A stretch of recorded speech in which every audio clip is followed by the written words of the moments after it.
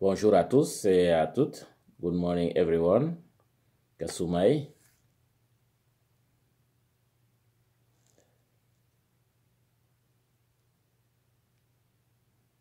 Au nom du Père et du Fils et du Saint-Esprit. Amen. Que le Christ Seigneur, folie de Dieu plus sage que les hommes, vous donne la grâce et la paix. Béni soit Dieu, maintenant et toujours. Chers frères et sœurs, nous proclamons un Sauveur étonnant, un Messie crucifié. Sa faiblesse est devenue sa plus grande force, celle de l'amour. À sa suite, devenons le temple saint qui abrite de façon fragile, mais certaine, le miracle de sa miséricorde infinie.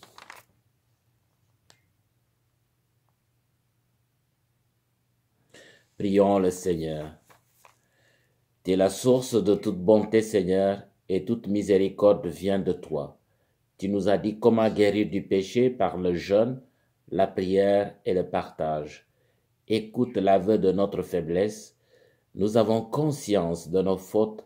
Patiemment, relève-nous avec amour par Jésus-Christ, ton Fils, notre Seigneur et notre Dieu, qui vit et règne avec toi dans l'unité du Saint-Esprit, maintenant et pour les siècles des siècles. Amen.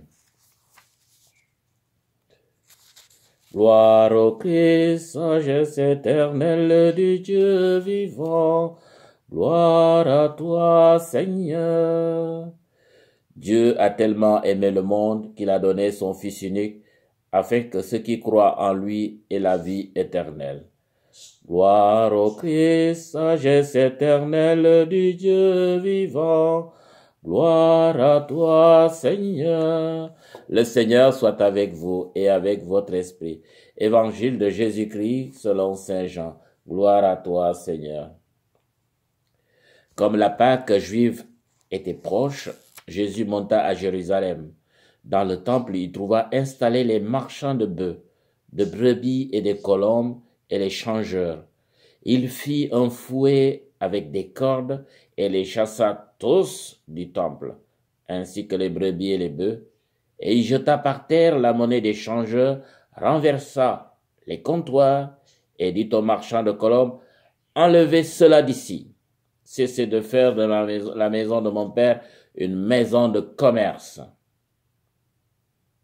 Ses disciples se rappelèrent qu'il est écrit, « L'amour de ta maison fera mon tourment. » Des Juifs l'interpellent.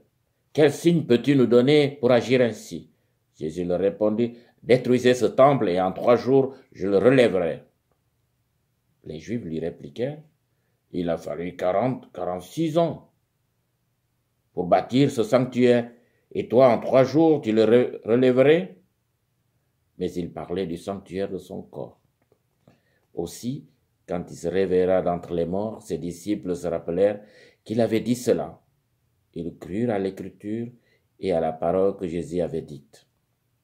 Pendant qu'ils étaient à Jérusalem pour la fête de la Pâque, beaucoup crurent en son nom et à la vue des signes qu'il accomplissait. Jésus, lui, ne se fiait pas à eux parce qu'il les connaissait tous et toutes et n'avait besoin d'aucun témoignage sur l'homme lui-même. En effet, connaissez ce qu'il y a dans l'homme. Acclamons la parole de Dieu. Gloire à toi, louange à toi, Seigneur Jésus.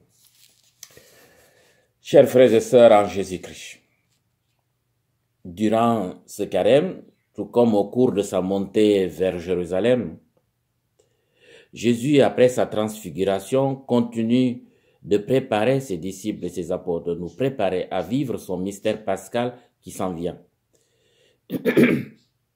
Afin de mieux le connaître et de cerner son projet de salut. Et il multiplie les signes, des miracles et des événements pour faire découvrir la signification de sa présence parmi nous. Qu'est-ce qu'il va faire? Qu'est-ce qu'il va vivre?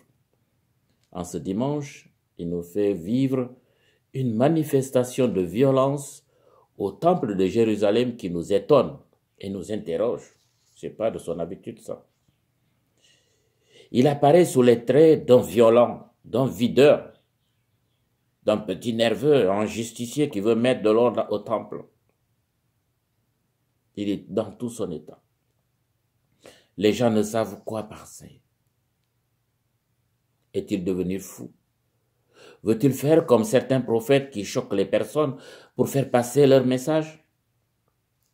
C'est inacceptable pour les marchands. Et ils veulent des explications sur son comportement car ils sont bien autorisés à faire du commerce pour les besoins du culte. Mais Jésus est coléreux, menaçant et devient même le père fouettard. Et il fouette les gens. C'est rare ça. Et ça ne passe pas ça. C'est incompréhensible parce qu'il était connu pour être un homme compatissant, miséricordieux, aimable, généreux, sensible. Mais quel signe veut-il donner aux gens? C'est lui qui va donner la raison d'un tel chamboulement et des fouets donnés dans ce temple.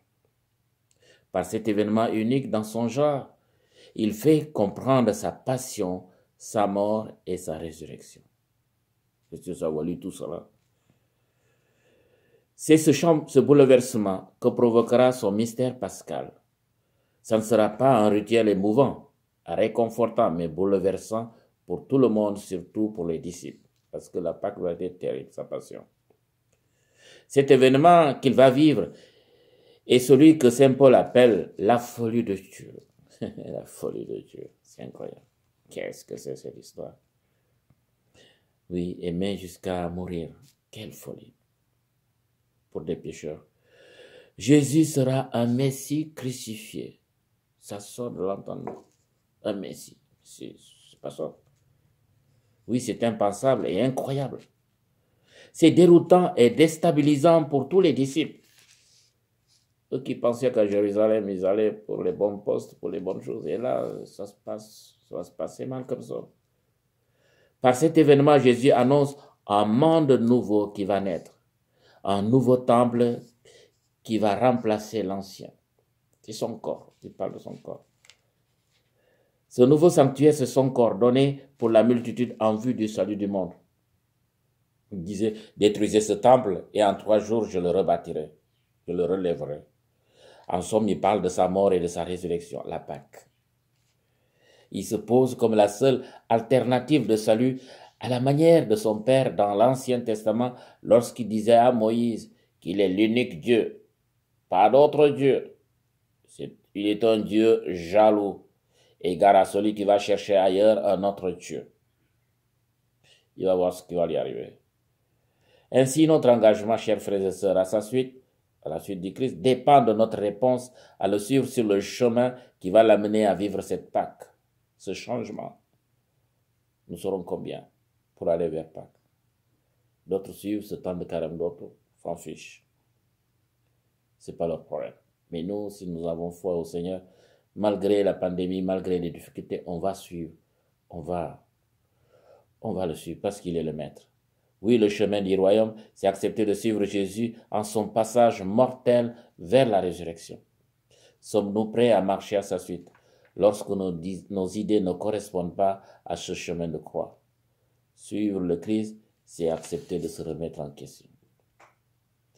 Ainsi, nous avançons vers Pâques avec ces différents signes et événements pour mieux vivre le mystère pascal en vue de notre salut. Alors, chers frères et sœurs, demandons au Seigneur de nous donner la force de le suivre malgré nos incompréhensions. Il ne faut pas croire que les disciples des apôtres étaient un peu dépassés, ils ne comprennent pas. Ils étaient contents d'aller à Jérusalem, mais là, ça commence à tourner mal. Ouais. Nous aussi, on veut le suivre et puis il nous arrive des choses. On se pose des questions. On n'a pas la force de suivre, mais c'est là où on a besoin de la force du Seigneur pour suivre. À se demander qui est ce Dieu pour nous aimer ainsi. Est-il celui qui varie selon les circonstances, nos besoins, notre âge? Jésus est le vrai visage d'un Dieu que personne ne peut concevoir. Il se laisse découvrir et se charge de nous conduire vers le Père. Que Dieu Tout-Puissant vous bénisse, le Père, le Fils et le Saint-Esprit. Amen. Bonne semaine, bon dimanche.